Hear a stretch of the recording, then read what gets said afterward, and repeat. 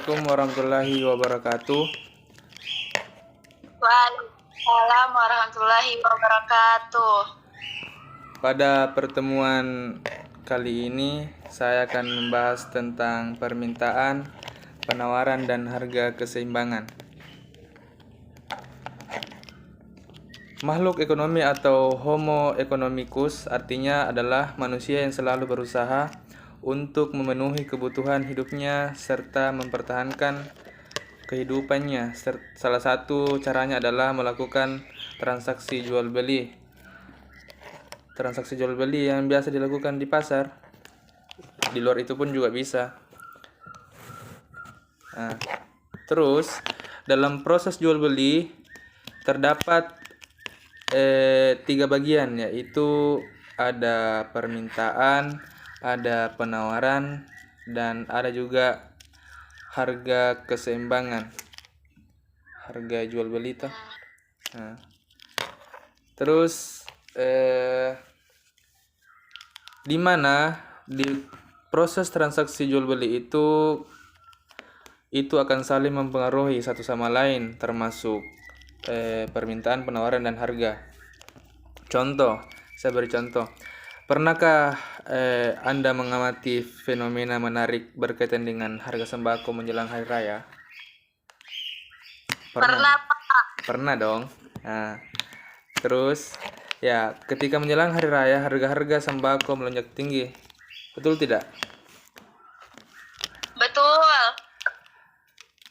Tahukah Anda mengapa itu semua bisa terjadi demikian? Tahu, Pak. Nah, salah satu faktor penyebabnya adalah tingginya tingkat permintaan masyarakat terhadap sembako. Berdasarkan hal tersebut, dapat kita ketahui bahwa permintaan dapat mempengaruhi harga. Nah, saya akan membahas tentang yang faktor-faktor apa tadi? Terdapat bagian-bagian proses jual beli, kan ada tadi permintaan, penawaran, dan harga. Yang pertama itu permintaan.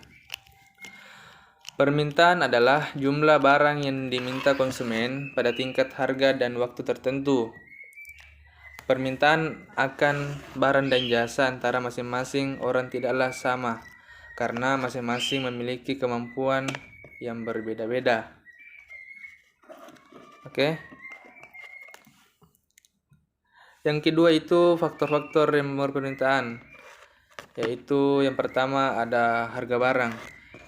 Nah, jika harga makin tinggi, maka permintaan akan makin rendah. Sebaliknya, jika harga barang rendah, maka permintaan barang tersebut semakin tinggi. Ini biasa terjadi di Indonesia. Jika diskon pasti beli semua itu. Nah, yang kedua itu pendapatan masyarakat. Tingkat pendapatan atau penghasilan masyarakat sangat menentukan tinggi rendahnya permintaan akan barang dan jasa. Makin tinggi pendapatan seseorang, maka makin besar daya beli yang ia miliki. Akibatnya, permintaan akan barang dan jasa pun meningkat.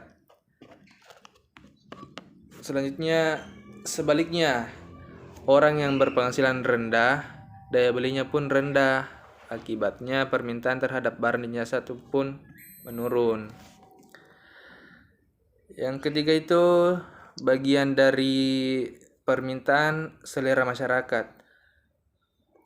Tinggi rendahnya selera masyarakat terhadap suatu barang akan berpengaruh terhadap permintaan barang tersebut. Jika selera masyarakat meningkat, maka permintaan pun meningkat. Begitupun sebaliknya, selera masyarakat sering disebut sebagai mode. Bagian 4 itu kualitas barang. Pada umumnya orang mengkehendaki barang yang berkualitas. Baik semakin tinggi kualitas suatu barang, maka permintaan orang pun dapat memiliki balon tersebut semakin besar. Bagian 5 itu harga barang lain yang berkaitan. Maksudnya harga barang lain yang berkaitan itu barang yang beda cuman kegunaannya sama, kan? Nah, terus adakah adanya barang tertentu memerlukan barang lain sebagai pelengkap dan pengganti atau substitusi? Substitusi misalkan sebagai bahan bakar Pertalite lebih murah daripada Pertamax. Kan orang-orang yang pasti memilih Pertalite, kan sama-sama itu bahan bakar mendingan murah daripada yang mahal. Terus sehingga permintaan akan Pertamax menurun dan sebaliknya permintaan akan Pertalite meningkat.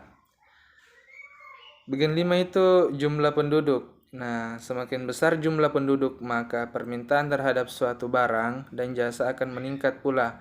Misalnya, keluarga yang hanya terdiri dari suami istri dan anaknya kemudian memiliki anak, maka kebutuhan akan bahan pangan pun mengalami peningkatan.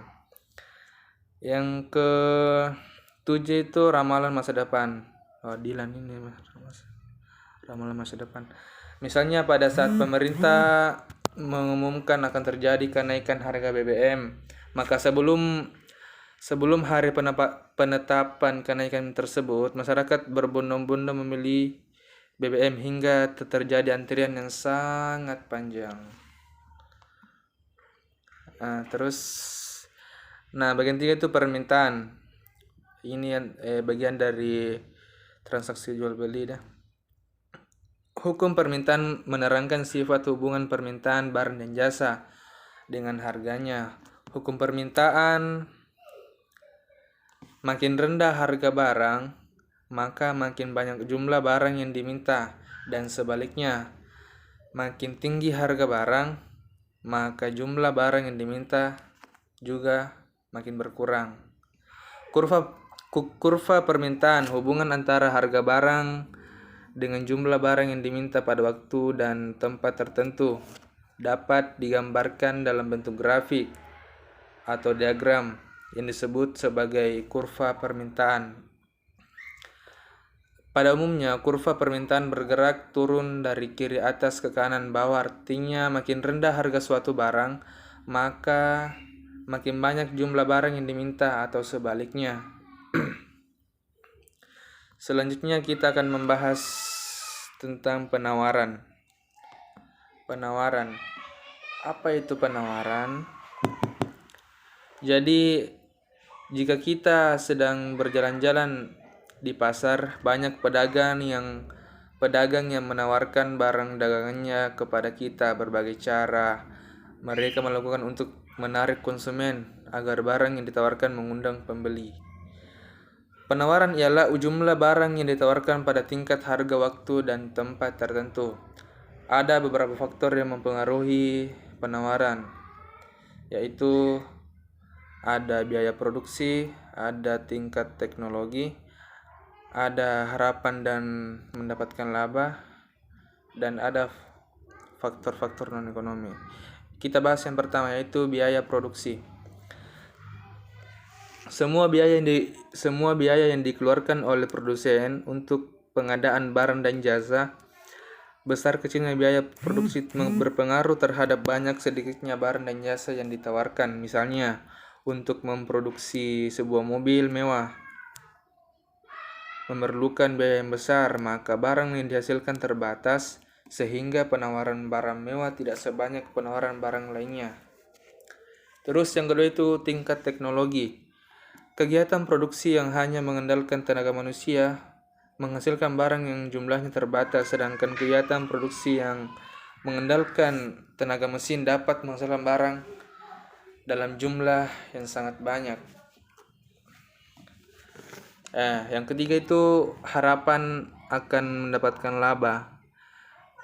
Dengan harapan memperoleh keuntungan atau laba yang banyak, maka produsen dan lomba untuk meningkatkan produksinya serta memperluas, membangun cabang dan mengembangkan usahanya guna memperoleh keuntungan yang besar. Yang keempat itu faktor-faktor non-ekonomi. Ada beberapa faktor non-ekonomi, yaitu seperti bencana alam, larangan impor, kebijakan pemerintah akan sangat berpengaruh terhadap penawaran. Hukum Hukum apa ini? Hukum penawaran. Hukum penawaran menyatakan jika harga barang yang ditawarkan naik, maka jumlah barang yang ditawarkan pun bertambah, dan sebaliknya, jika harga barang turun, maka jumlah barang yang ditawarkan pun akan berkurang. Nah, yang ketiga itu kurva penawaran. Hubungan antara harga dan barang dengan jumlah barang yang ditawarkan pada waktu dan tempat tertentu dapat dilukiskan dalam bentuk grafik atau diagram yang disebut sebagai kurva penawaran. Nah, pada umumnya kurva penawaran bergerak naik dari kiri bawah ke kanan atas. Kondisi tersebut menandakan bahwa semakin tinggi harga suatu barang, maka semakin banyak jumlah barang yang ditawarkan. Sampai di sini ada yang ditanyakan? Tidak ada, Ji, Pak. Oh ya. Kalau begitu sampai di sini dulu untuk pembelajaran hari ini ya. Baik, Baik, Pak. saya akhiri. Assalamualaikum warahmatullahi wabarakatuh. Waalaikumsalam warahmatullahi wabarakatuh.